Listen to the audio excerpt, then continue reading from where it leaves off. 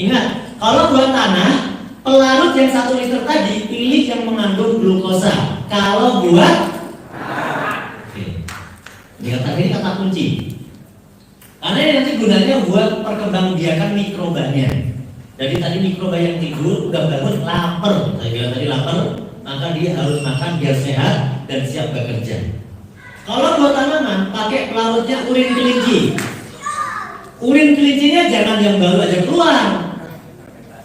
Baru keluar urin langsung ada pakai, jangan. Dijamin nanti mati tanamannya. Tapi urin kelincinya yang udah diem dulu. Yang udah diem dulu kali hari ya, 7 hari.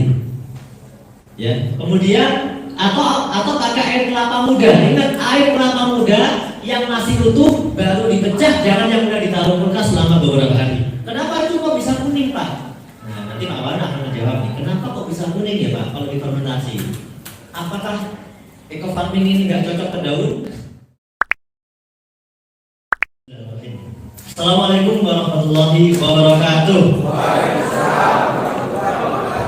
Bapak Ibu, kalau kita bicara pertanian, ternyata yang membuat pertanian kita bagus bukan hanya pupuk, benar nggak? Bisa nggak pertanian bagus gara-gara pupuknya bagus itu? Tanpa memperhatikan yang lain, bisa nggak? Nggak bisa. Tanya sama petani, pupuknya bagus kalau airnya nggak ada gimana? Nggak bisa, betul kan? Artinya kita harus paham tentang agroekosistem yang mana di sekitar pertanian ini harus terpenuhi. Ada komponen biotik, komponen abiotik, ini semuanya mempengaruhi dunia pertanian yang sedang kita geluti sekarang. Jadi Bapak Ibu, eco farming memang sudah terbukti pupuknya bagus. Tapi Bapak Ibu gak boleh ngomong bagus kalau yang lainnya tidak terpenuhi. Contoh gak ada airnya, tetap bagus pokoknya. Ya kan gak bisa. Kita harus lihat ya tanah itu seperti apa idealnya, warnanya, ya kan. Kemudian pH-nya, maka teman-teman ini nanti dibekali dengan beli alat pengukur pH tanah. Karena ternyata tanaman itu ada aturan pH-nya sendiri-sendiri, ya kan? Tanaman tertentu pH standarnya sekian sampai sekian. Kalau dengan pH yang jauh lebih rendah, nggak akan bagus pertumbuhannya. Meskipun dipupuk kayak apapun, nggak bagus pertumbuhannya karena pH-nya tidak sesuai. Nah, Pak ini udah dipupuk, ya kan? Kok nggak tumbuh-tumbuh ya, Pak? Konten, gitu kan? Udah dikasih eco farming, udah dikasih macam-macam, tapi kok kayaknya nggak ada efek. Nah itu bisa jadi tanda-tandanya pH-nya memang tidak sesuai. Maka butuh langkah yang lain. Butuh langkah yang lain. Bukan hanya butuh dikasih eco farming. Paham di sini? Sudah fokus belum nih semuanya? Sudah fokus ya. Lihat ke sini yang kita beri next. Karena ini training singkat, gratis, efektif, efisien. Dan boleh tanya. Kemudian tanaman juga kalau mau bagus, sudah jelas kita harus perhatikan kira-kira terpenuhi nggak unsur hariannya. Wah ini pokoknya pakai eco farming 100%. Kita lihat pertumbuhannya. Ternyata pertumbuhannya kok kayaknya nggak bagus. Kita biarin aja Pak. Sampai panen kita sudah pasti nggak bagus. Maka butuh langkah-langkah di tengah jalan kita harus tahu. Kalau kelihatannya pertumbuhannya kok mulai sudah nggak bagus, berarti ada yang kurang. Nutrisinya berarti kurang, nggak cukup ini. Nah ini kita perlu lihat. Ada di satu tempat pakai eco farming 100% langsung bagus, nggak dia apa-apain. Nah gitu ya. Di tempat Anda melakukan maunya mirip. Tapi kok nggak bisa ya? Kok masih nggak bagus? Anda bingung gitu kan? Tapi ada maksain yakin nanti juga bagus. Bunuh diri Pak. Karena pertanian itu bisa diukur. Umur sekian kalau nggak kelihatan perkembangan udah pasti nanti akhirnya jelek. Ini harus paham. Ada namanya dan Pak Wan sampaikan tentang perkembangan vegetatif dan perkembangan generatif. Jadi kita harus bisa melihat kalau di umur 30 hari belum kelihatan efeknya. Nah ini perlu. Berarti ada yang kurang. Nah jadi kita harus berjaga-jaga. Paham? Next. Komponen lainnya mempengaruhi airnya, udaranya, hidrogennya, iklim cuaca dan sebagainya. Next, ini contoh ada gambar seperti ini. Anda lihat ini gambar padi. Padi ini bisa hidup dengan sangat bagus, bukan karena ada NPK-nya doang, betul? Kalau mataharinya kita tutup, gak ada cahaya hidup nggak? Atau nggak usah ada air? Atau nggak usah pakai mikroorganisme? dan sebagainya. Ini semuanya mendukung pertanian. Jadi meskipun Anda sudah bawa eco farming yang ajaib, Anda nggak boleh menyepelekan hal-hal yang lain. Paham di sini? Oke, aku sudah tanda semuanya dulu dong ya. Nah, problem yang terjadi umumnya di pertanian adalah saat ini kebanyakan yang terjadi kita sebenarnya udah paham, cuma nanti kita nggak usah pintar. Cukup kita bertanya sama petani, Pak masalahnya apa? Kenapa Pak? Apa yang terjadi? Gitu kan? Mungkin misalnya pupuk mahal, betul kan? Petani nanti ngaku sendiri, pupuk sekarang susah mas. Jadi bingung, walaupun ada mahal, misalnya begitu ya. Jadi ini kita harus dengar dulu cerita-cerita dari para petani asli, ya. Karena kita ini kita dalam hati memang bukan orang pertanian, tapi nggak usah ngaku juga, Pak. Mohon maaf ya Pak, saya sebenarnya nggak ngerti pertanian. Nggak usah ngaku gitu juga. Ya. Cuma kita paham aja, nggak usah terlalu terbuka juga, tapi nggak usah komentar juga. Kita dengarkan aja dulu, kita sharing. Karena kalau Anda udah pakai baju eco farming, jangan bilang nggak ngerti pertanian. Loh, bener nggak? Nanti pakai baju eco farming pede, tapi maaf ya Bu, saya nggak ngerti sebenarnya ini. Lalu Ibu ngapain pakai baju eco farming? Ditulis tadi, tim penyuluh. Kan sahabat keren, kan? Nah, makanya ini Bapak Ibu, kebanyakan yang terjadi di luar sana selain daripada susahnya pupuk dan sebagainya, yang terjadi begini, bahwa kebanyakan petani kita ini hanya pintar menggunakan teka-teki pupuk. Selama ini petani kita itu ahlinya kebanyakan saya bilang hanya menggunakan teka-teki pupuk. Berapa mili, berapa liter, berapa mili, berapa liter. Pupuknya nggak ada, pusing. Nah itu yang terjadi, benar kan? Nah ini selama ini ahlinya gitu-gitu aja. Padahal mereka selama ini tergantung sama penggunaan pupuk pestisida anorganik selama ini. Pas mulai nggak ada, bingung juga. Kalaupun ada, ternyata efeknya luar biasa Pak. Ternyata penggunaan yang berlebihan, yang tidak bijaksana menyebabkan banyak kerusakan, benar nggak? Petani maunya padinya itu hijau, kasih pupuk yang mengandung unsur M, langsung hijau, petani tersenyum, gitu kan? Tapi dia lupa tanahnya nanti teracuni. Nah dia lupa hari ini kelihatan bagus, tahun depan sudah mulai tidak bagus lagi. Nah itu yang suka lupa, karena dia maunya tanamannya bagus, tapi tanahnya nggak diurusin. Tanahnya nggak diurusin. Next, ini kerusakan-kerusakan yang tadi. Kemudian organisme penyubur tanah ini mati karena kita keseringan nyemprot obat. Penyubur tanah ini kan sudah alami Allah ciptakan ada di sekitar kita ya. Dia dibantu menyuburi tanah, bantuin para petani, tapi mati Pak. Akhirnya petaninya sendiri yang pusing. Kenapa mati? Diracuni terus. Betul kan? Nah, ini yang terjadi. Organisme penyubur tanah itu pada mati sehingga tanah-tanah kita ya jadi sudah dilihatnya seperti tidak layak lagi, sudah susah lagi buat ditanami. Next, yang ketiga adalah matinya musuh alami hama dan munculnya hama yang resisten. Ini yang luar biasa. Sekarang hama-hama itu disemprot malah ketawa mulutnya, disemprot malah dada-dada, ya kan? Nggak mati-mati dia. Kenapa? Muncul hama-hama yang resisten. Resisten itu begini, karena keseringan dia terkena dampak daripada anorganik, lama-lama dia kebal. Ibarat kalau orang tuh punya imunitas, yang punya imunitas tapi masalahnya hambanya repot. Bukan tanamannya tapi namanya. Yang keempat adalah produk pertanian mengandung residu. Ini yang kita banyak nggak menyadari Pak. Banyak produk pertanian kelihatannya segar, fresh, tapi kalau kita konsumsi ternyata banyak mengandung residu, ya. Residu kimia sintetis yang mana meracuni tubuh kita, menyebabkan banyak penyakit degeneratif, menurunnya kinerja apa? Fungsi limpa gitu ya. Apa yang buat nyaring racun apa Pak? Betul. Makanya akhirnya punya penyakit gula dan sebagainya karena sudah tidak normal lagi. Itu sebenarnya banyak karena salah satunya adalah karena makanan, karena makanan kita. Kalau Anda nggak percaya, tanya sama petani asli lah, bagaimana cara dia nyuntik semangka, gitu kan? Dan petani yang nggak pernah makan semangkanya. Tapi kalau Anda kan Anda bukan petani, nggak tahu, wah semangkanya gede, gitu kan, merah kan, wah Anda langsung pengen makan, kayaknya yang seger gitu kan. Ternyata mengandung banyak residu.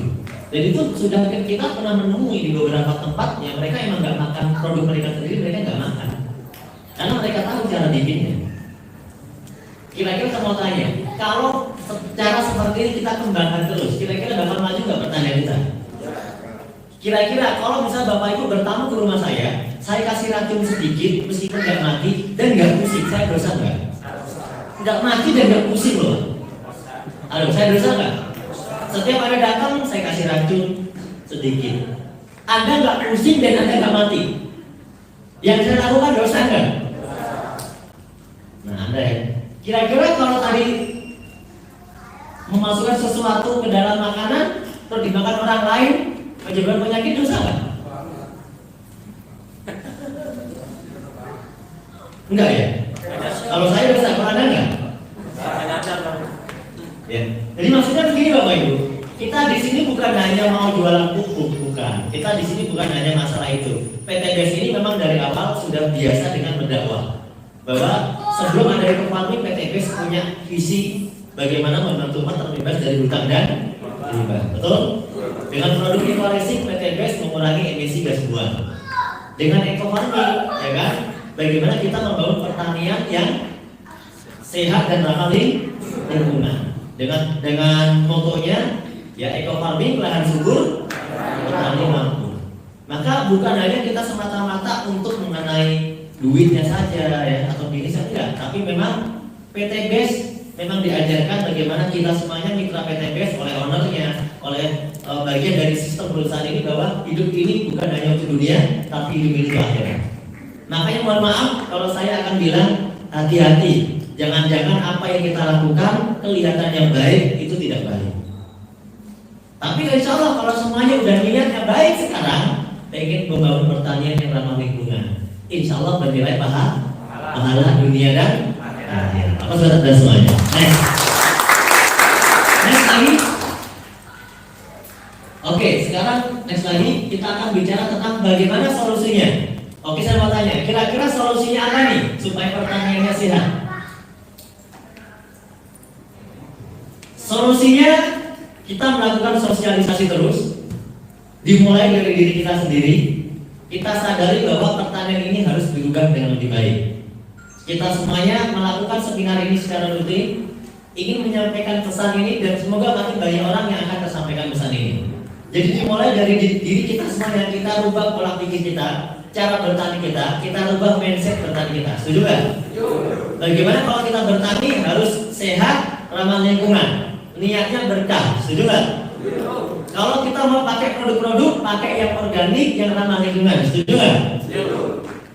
Kalau kita mau biayanya murah, maka kita mulai mengamalkan bagaimana pertanian terpadu, bagaimana sunnah-sunnah Nabi. Kalau kita punya sawah, kalau kita punya pertanian, usahakan pelan-pelan kita punya ternak. Kenapa? Pupuk terbaik ada dari perut ternak kita. Cuma yang jadi masalah, kalau Anda nggak punya ternak, Anda akan bilang mahal. Betul nggak?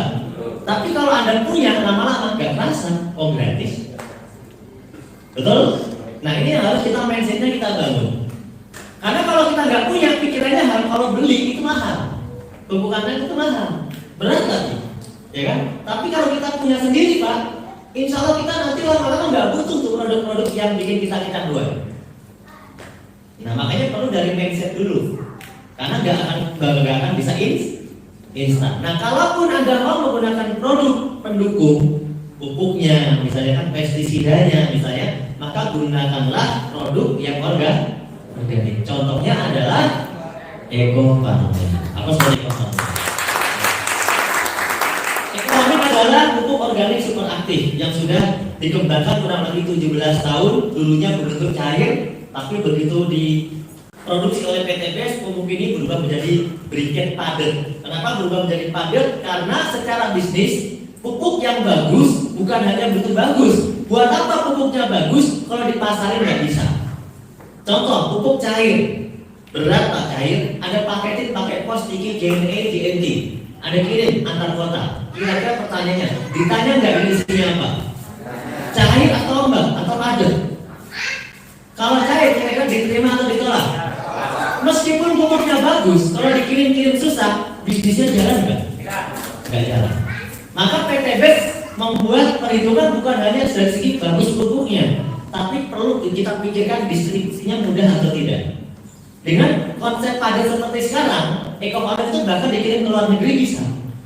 Betul? Makanya jangan heran kalau ekofarming booming. Apa sudah ekofarming? Kelebihan ekofarming yang pertama mengandung bakteri positif, di mana di sana ada beberapa teknologi mikroba, bakteri, ya, dan cendawan sebagai pengurai bahan organik. Jadi di ekofarming ini punya kelebihan, dia punya pasukan yang udah terlatih, bisa dibilang dia udah garis merah semua. Dia udah terlatih Kopassus gitu ya, Kopassus mikroba, ya, udah terlatih. Tapi sekarang ini pas lagi padat dia kondisinya ada yang tidur, ada yang lagi tidur, ada yang lagi ngelamun, ada yang lagi hijau. Begitu nanti ada cairkan, dia bangun dan lapar. Nah, maka Anda kasih suplai makanan dulu, nanti ada caranya. Habis itu mereka akan bekerja dengan ikhlas 24 jam tanpa Anda suruh. Menyebutkan tanah kita. Asik gak? Asik. Teknologi mikroba ini luar biasa, Pak. Teknologi mikroba ini di negara-negara maju dikembangkan luar biasa. Nah, makanya ekofarming ini ya kita menggunakan teknologi mikroba, bakteri positif sebagai pengurai bahan organik. Inilah penyebabnya ekofarming bisa nyuburin tanah. Dia ada bakteri pengurai bahan organik, penambah nitrogen. Nah, ada juga di dalamnya. Nanti Pak Wawan bisa lebih pasti menjelaskannya. Kemudian yang keunggulan kedua apa? Keunggulan kedua adalah ketiga ya. Tadi pertama padat, kedua adalah mengandung bakteri. Yang ketiga adalah dia mengandung unsur hara yang lengkap. Jadi kalau kita ekofarming meskipun bentuknya simpel kecil ya, tapi berisi unsur haranya lengkap. Ada unsur hara makro primer, unsur hara makro sekunder, ada unsur hara mikro. Apa itu Pak? Baca sendiri lah. Susah dijelasinnya. NPK dan sebagainya, ya kan? Tanya sama petani. NPK itu apa Pak? Nggak tahu kan? Makanya N itu apa? P itu apa? K itu apa? Panjang kalau dibahas, ya kan? Mengandung unsur hara lengkap, sehingga apa? Nanti nutrisi untuk tumbuhan ini terpenuhi. Pak, tapi kenapa bentuknya kecil? Bukankah ini tidak akan cukup? Betul, tidak akan cukup sebenarnya. Maka jangan macam-macam bikin promosi yang overclaim. Ekofarming satu truk setara dengan satu karung pupuk kandang.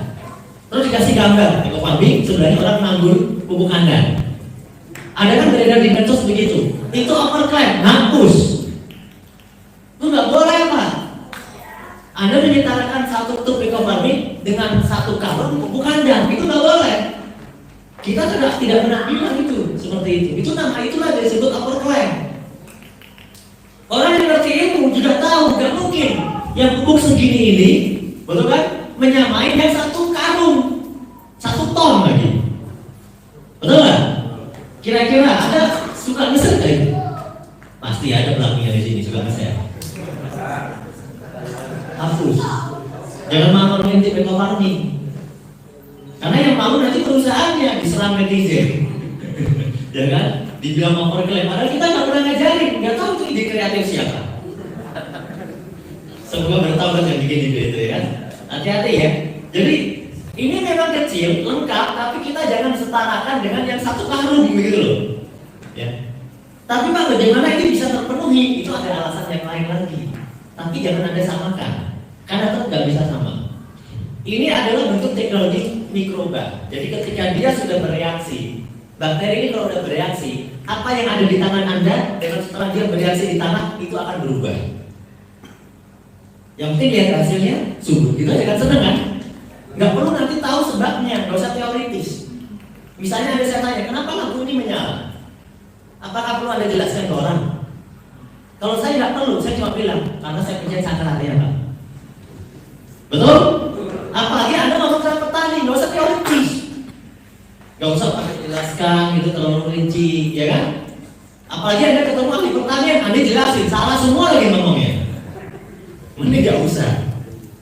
Nah jadi Kita sampaikan apa kelebihannya, tapi jangan dilebih-lebihkan. Kemudian eco farming ini sudah jelas menjadi alternatif yang memupukan, yang sehat dan ramah lingkungan. Kemudian dapat menekan penggunaan. Ini yang penting nih. Kalau masalah tadi kan yang dicari hebatnya kan, bagaimana bisa mengurangi biaya produksi. Kenapa ini penting?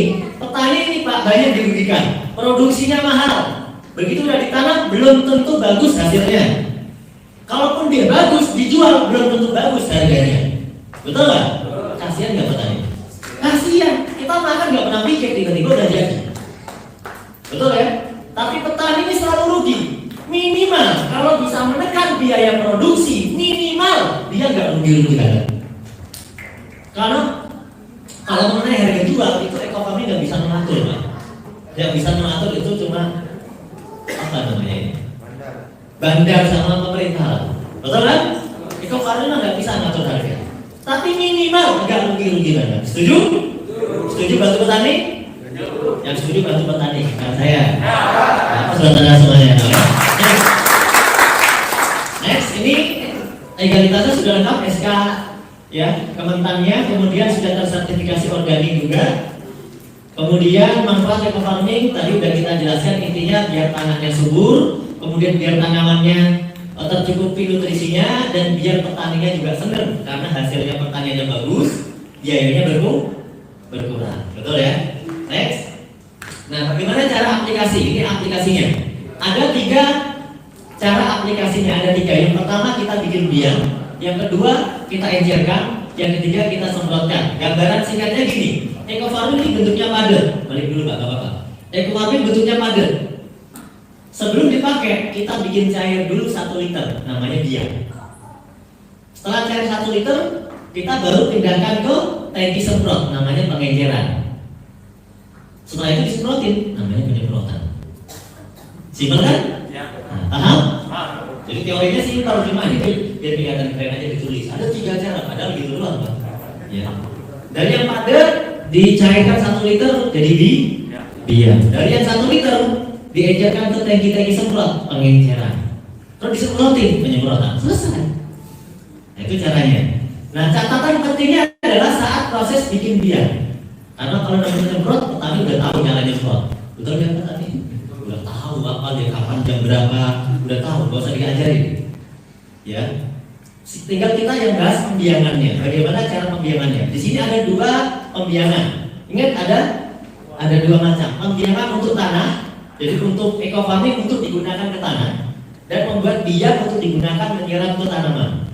Jadi ini dibedakan. Saat ini kami bedakan karena menurut pengalaman, menurut yang terjadi di lapangan, ketika menggunakan biang yang sama, hasilnya tidak bagus. Nah, langsung ngaku ya, pelaku yang sudah aplikasi ngerti tidak bagusnya kenapa? Yang nggak pernah aplikasi, ya aja. Ya karena dia nggak pernah praktek sih. Ya. Nih, ini contoh, ini biang untuk apa nih? Tanah ya, untuk tanah. Oke. Eco farming dimasukin ke 1 liter pelarut. Ada bayangkan botol aqua 1 liter, itu aja gampangnya ya. Eco farming masukin ke pelarut 1 liter. Isinya apa Pak? Aqua? Bukan. Itu botolnya doang. Isinya bukan itu. Ya, botolnya doang 1 liter ya. Pakai botol lain boleh? Boleh. Ya, yang penting steril. Masukin 1 liter pelarutnya apa? Kalau buat tanah Anda gunakan molasses, yang diutamakan molasses itu apa? Nah, hasil apa ya namanya? Ampas apa ya? Limbah dari gula ya, gula pasir, atau dari tebu juga ada. Dari molasses, atau pakai air tebu asli, atau pakai air kelapa tapi plus gula 2 sendok makan, atau air biasa plus gula 2 sendok makan. Pak, kenapa nggak ditentukan 1 jenis saja? Masalahnya di setiap tempat belum tentu ada. Contoh, Anda kirim ke Amerika, ada bilang pakai molasses, pas di sana nggak ada gimana? Nggak jadi belanja, ya kan?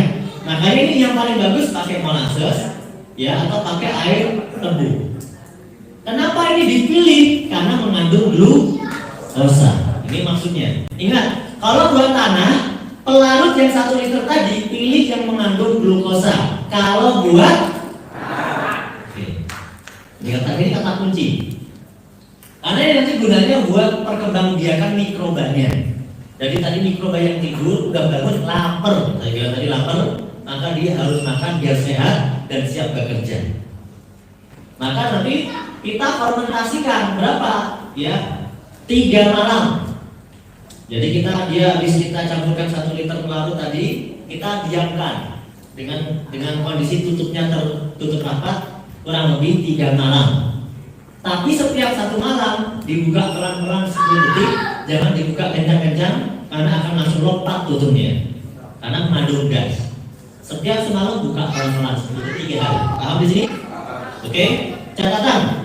Jika akan disimpan lama itu misalnya seminggu, 2 minggu, bukan seminggu ya, 1 pekan, 2 pekan, 3 pekan, 4 pekan dan seterusnya, maka harus diberikan glukosa setiap 2 pekan sekali. Jadi cukup 2 pekan sekali ya, cukup ya. 2 pekan sekali dikasih tambahan glukosa. Misalnya 2 sendok makan tadi.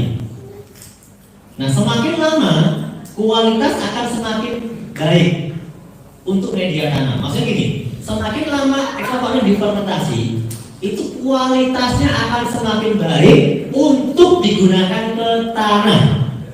Ingat, jangan sampai hadisnya dimotong, nanti jadi hadisnya doi. Semakin lama semakin baik, berhenti gitu kan, potong. Kalau digunakan untuk ke tanah, ingat dilanjutkan ya. Paham di sini? Jadi kalau buat ke tanah adalah dipakai pelarutnya yang mengandung glukosa, kemudian difermentasi 3 malam, boleh lebih, makin lama makin bagus, asal nanti digunakannya ke tanah. Setiap 2 pekan kalau mau dipelihara dikasih gula. Tapi saran saya nggak usah pelihara, nanti khawatir ada capek pelihara bakteri, mending pelihara anak Anda aja. Daripada Anda pusing ngurusin tutup botol, betul nggak? Maka tidak saya sarankan. Tapi kalau yang ada hobi silahkan. Ya, next. Oke, ini contoh. Kita aplikasi ke lahan sawah 1 hektar. Sawah 1 hektar itu kita gunakan kalau ke tanah 6 Pak, bukan 1, 6 tuh buat ke tanahnya dulu, 6 buat ke tanah, 6 dimasukin ke pelarut 1 liter. Pelarutnya apa?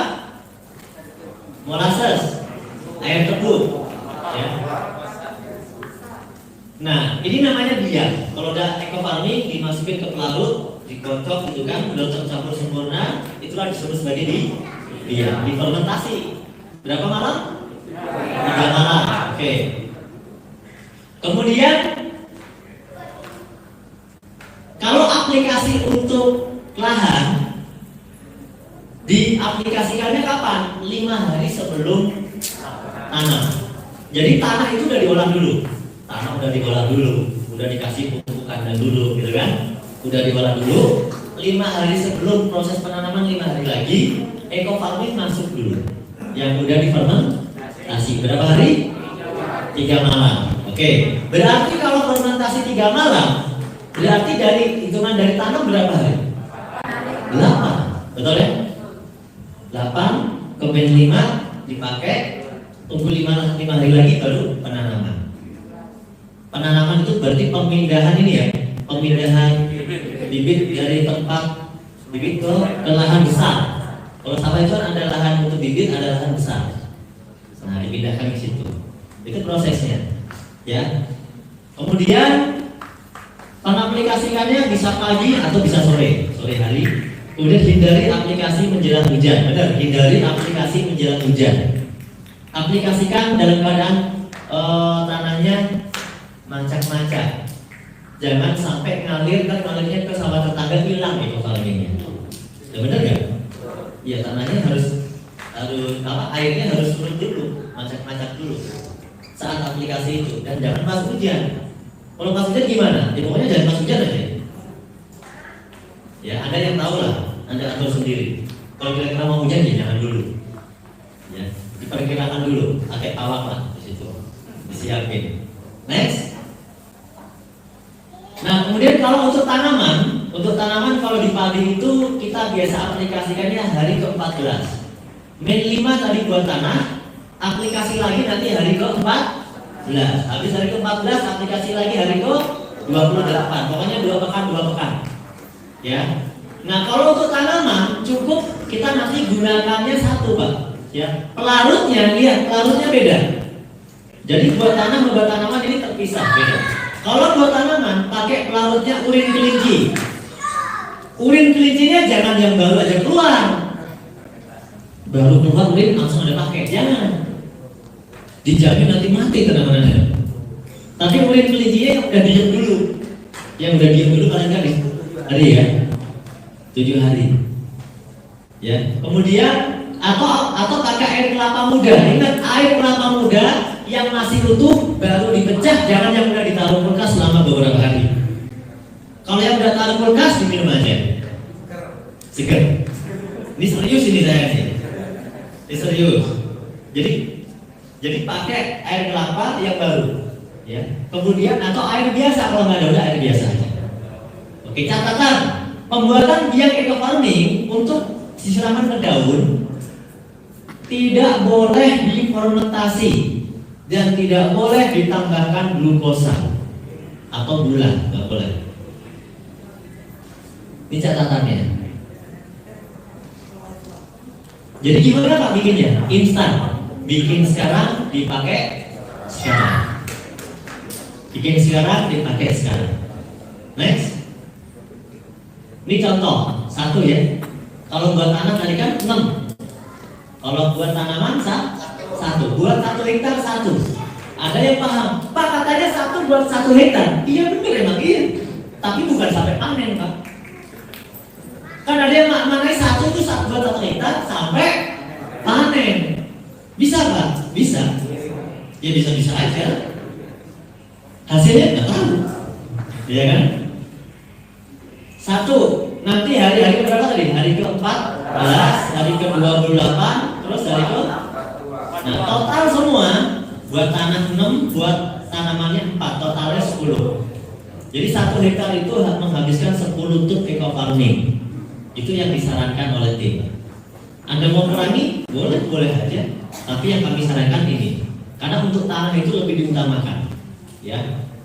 1 tub plus pelarut. Ingat pelarutnya apa? Air biasa, urin kelinci, air kelapa yang baru, air kelapa muda yang baru ya. Jadi biang instan, biangnya instan. Nggak usah didiamin semalam 1 jam aja, nggak usah. Langsung 15 menit langsung pakai. Ya. Kocok secara homogen merata maksimal 15 menit, kemudian langsung aplikasikan. Kemudian bagaimana cara pengaplikasikannya, baik buat tanah maupun buat tanaman. Tadi udah jadi biang kan? Bagaimana Pak cara pengencerannya? Berapa mili Pak ukurannya? Tergantung tankinya sebenarnya. Kalau saya nggak pernah mau hitung berapa mili, karena rata-rata petani itu makanya kan tankinya beda-beda dan jumlahnya beda-beda. Ada yang petani bilang 10 tangki, ya kan? Ada yang pakai 10 tangki, ada yang pakai 8 tangki, ada yang pakai 12 tangki. Kenapa beda-beda? Karena ukuran tangkinya beda. Betul? Intinya gini, kembalikan ke setempat. Biasanya Bapak kalau nyiram di 1 hektar berapa tangki? Misalnya 10. Kalau 10 tangki, berarti tadi yang 1 liter biang 1 liter dibagi 10, jadi berapa? 100 mili. Kalau dibagi 10, kalau petaninya bilang 12, ya bagi 12 gitu aja. Sesuaikan dengan kebiasaan, karena yang nyiram dia. Kalau Anda bilang 20 tangki, pegel juga kan yang ya kan? Oke, paham ya? Jadi mengenai ukuran ini yang penting dibagi merata sesuai ke menyeluruh ke semua tanahnya atau ke semua tanamannya. Mau tangkinya mau 8, mau tangkinya 10, mau tangkinya 12, sesuai kebiasaan petani. Oke. Nah nanti ini ada panduan seperti ini. Kalau petani biasanya udah hafal. Rata-rata itu hitungannya per 2 pekan, per 2 minggu gitu ya, kalau Anda tahu ya. Contoh ini padi min 5. Semua yang ada angka min 5 ini berarti buat tanah atau buat lahan. Kemudian plus 14 berarti hari ke-14. Kemudian hari ke-28, hari ke-42, hari ke-56. Ini contoh di padi total 10. Nah di tanaman yang lain beda-beda, ya. Nanti untuk lengkapnya akan versi lebih lengkap dari ini. Kita sudah menyiapkan buku panduan yang sekarang sudah mencapai 90% prosesnya, buku 1. Jadi itu bagaimana cara aplikasi semua tanaman ada. Kalau ini kan cuma simpelnya aja tabel. Sedangkan beberapa tanaman tidak bisa dilihat di tabel. Kenapa? Umurnya ada yang udah lebih dari 15 tahun, gitu kan? Itu pasti nggak bisa dilihat di sini, betul? Nah nanti harus pakai ya panduan khusus. Ya, tapi kalau udah hafal nggak usah pakai panduan nanti ya. Itu untuk mitra-mitra baru aja. Ini nanti Anda bisa lihat tabel itu di kemasan eco farming di dalamnya. Anda buka eco farming, di dalamnya ada brosur yang ada tabel-tabelnya itu. Ya, jangan pakai tabel yang ada di luar kemasan eco farming. Kan ada tuh brosur-brosur yang dijual di luar. Khawatirnya karena kita mengupdate, tim itu mengupdate yang dijual belum upgrade. Gitu aja ya. Karena ada beberapa yang kita memang berubah. Next. Kemudian bagaimana Pak kalau tanahnya kurang dari 1 hektar? Ya tinggal dibagi aja. Kalau tadi misalnya buat tanaman 1 hektar itu 1. Berarti kalau setengah hektar berarti setengah. Kalau seperempat hektar seperempat. Dan seterusnya bagi aja sendiri. Kalau cuma 5 pot Pak mikir sendiri aja lah. Ya masa saya suruh mikirin Anda bagi 5 pot sih Pak?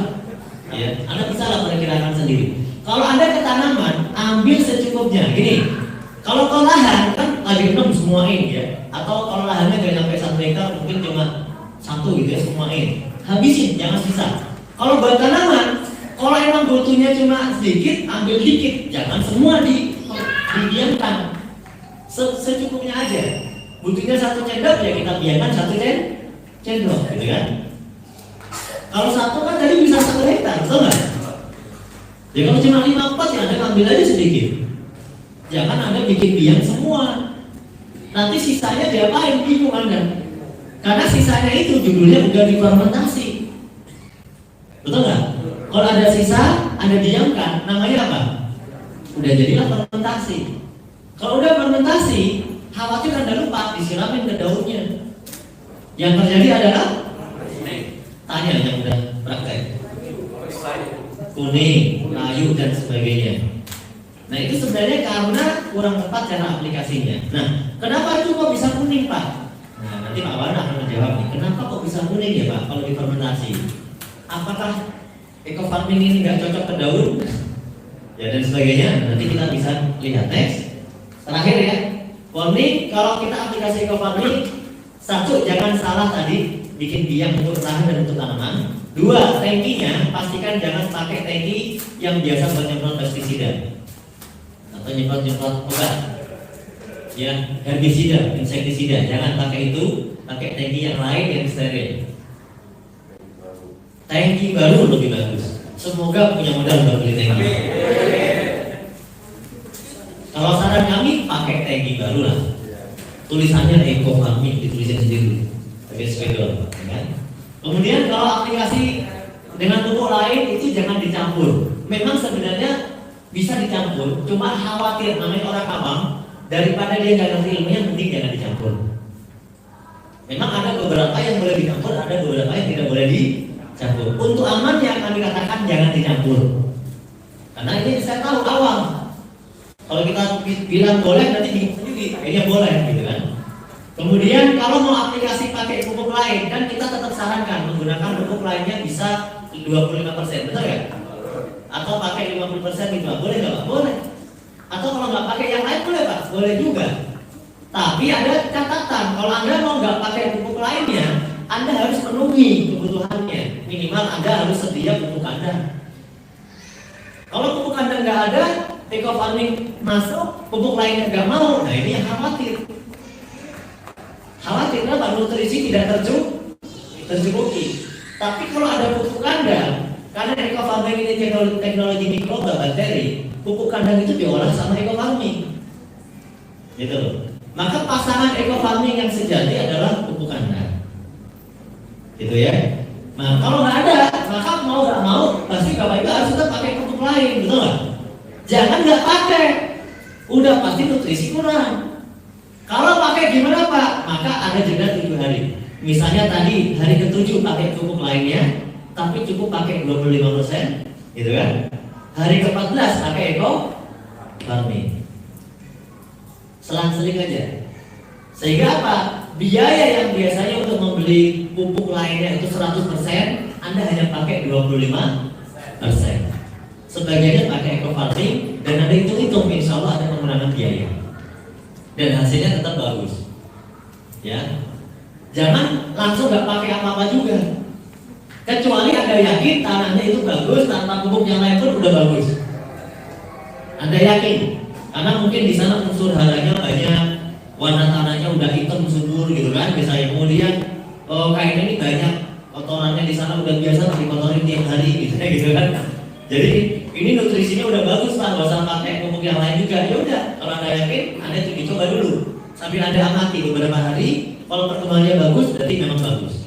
Kalau diamati ternyata setelah beberapa hari perkembangannya kayaknya kurang bagus, nah Anda harus mulai ambil langkah, ambil sikap. Kira-kira begitu Bapak Ibu ya. Kurang lebihnya mohon maaf. Sisanya silakan Anda bertanya. Nanti tentunya bukan ke saya, tapi ke tim konsultan kita, yaitu Bapak Muhammad Usman, seorang praktisi pertanian. Beliau berpengalaman lebih dari 10 tahun menangani pertanian, berbagai macam pertanian dan mengolah pertanian terpadu. Ya, kita berikan tepuk tangan untuk Bapak Muhammad Usman.